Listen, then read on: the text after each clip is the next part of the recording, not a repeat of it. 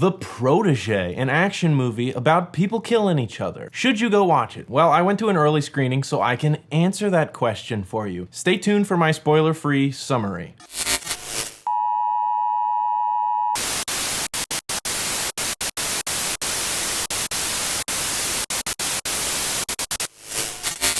What up, everyone? Welcome to Anorex Entertainment. I am your new host for today, Adam Leach, and before we get started, this is a new review series, so if you like it, please let us know by tickling the like button, hitting subscribe, or leaving some feedback in the comment section. Or if you're really feeling froggy, do all three, and maybe I'll pop down your chimney, eat your milk and cookies, and leave a skateboard or something. I mean, probably not, because I'm not Santa Claus, but why not risk it? So for the purposes of these new reviews, I'm gonna try to get early screening passes so I could see movies before they hit theaters. That way we can get a video out so that we can answer your question. Is this movie a must go, a might go, a no go, or should you just plain forget about it? I'm gonna try to keep these videos short and sweet, hopefully under 10 minutes, so that you can tell pretty quickly whether it's worth going or not.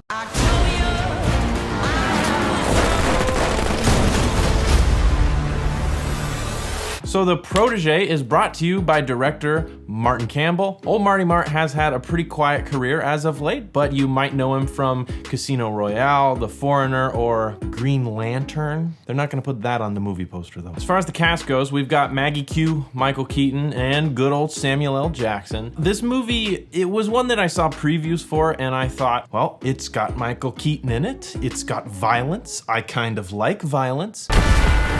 Maybe it might be good, but truth be told, I am pretty picky about the movies that I see in the theater. I wish I could say it was because my taste in movies is just impeccable, but I'm just a cheapskate, so. So this movie is kind of your typical action movie. There is blood, there is shooting, there's comic relief, there are a couple main characters that you really enjoy, but like most action flicks, I don't see this being an Oscar contender, but it is a fun watch. The first quarter or half of the film, for me, was just a little hard to get into. I love good dialogue and story and character building, but I do recognize that in a Hollywood action flick, you're not going to get a ton of downtime to roast those things into the movie like you would with a good drama or a thriller, so.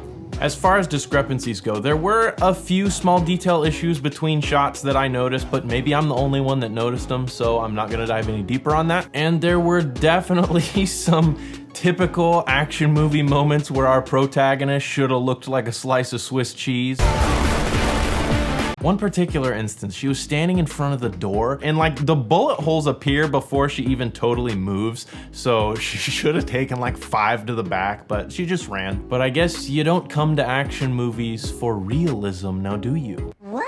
As far as like artsy Hollywood stuff goes, it's nothing bad, but it's nothing to write home about either. It's just a typical action flick. Once again, it's not an Oscar contender. Sound effects are solid, stunts are cool, and the music selection is actually pretty cool in several spots. In terms of acting, Maggie does a good job portraying this badass character. I would have just liked to see a little more emotional depth in some places where I feel like it was missed, where she should have, you know, showed some tears, showed some distress. Samuel L. Jackson doesn't have a massive amount of screen time, but he is a fun character. However, I am a little bit disappointed that by my count, there was only one instance of his signature phrase. And quite frankly, that is unforgivable. English, mother! And then we have Michael Keaton. Michael, your thighs must be hurting because you carried this film. That's not to discredit Maggie. After all, she is our main character. She did a fine job, but the dialogue between the two of them is just a lot of fun. They got a lot of laughs in the theater, and even as a standalone, like when he is in scenes with other people, he's always the standout character. And the interesting thing is, it is apparent that Maggie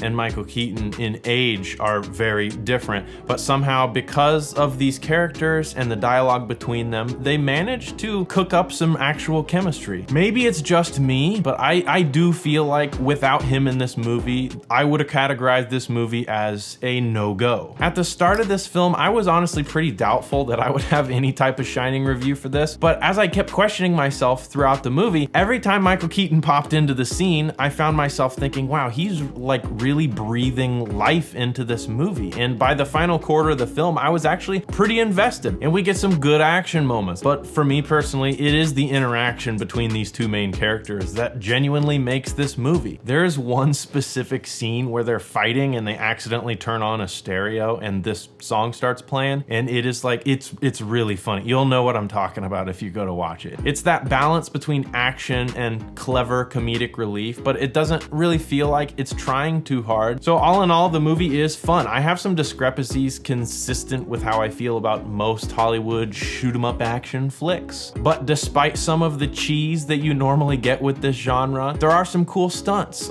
There's some good humor. There was good enough dialogue to keep me interested, and there was at least one or two characters that I ended up liking pretty well. So is it a must go? Do you have to see it?